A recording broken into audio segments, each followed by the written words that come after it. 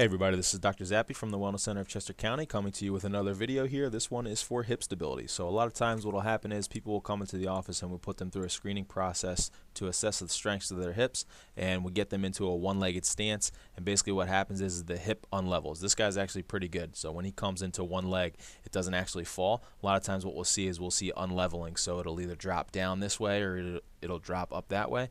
And when it drops, oftentimes what happens is the hips will shift out this way.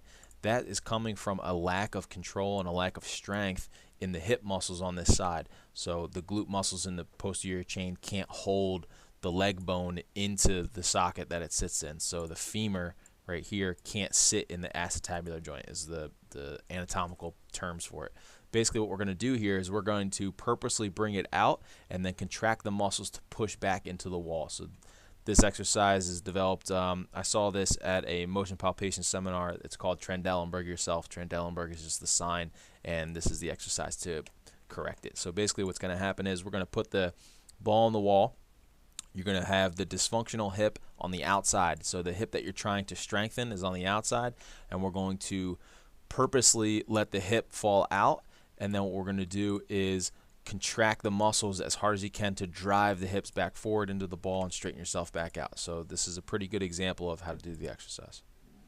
We got it in slow motion here. It's a little bit faster, but out and then pushing in, driving through this hip forward into the ball.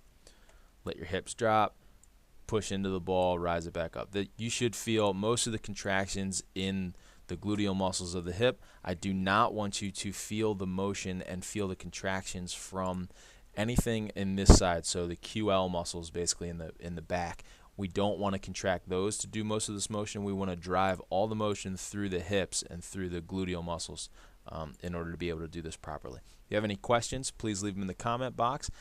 If you have any comments, please leave them in the comments box as well, or like, subscribe, and visit a movement specialist to see if this is the right exercise for you.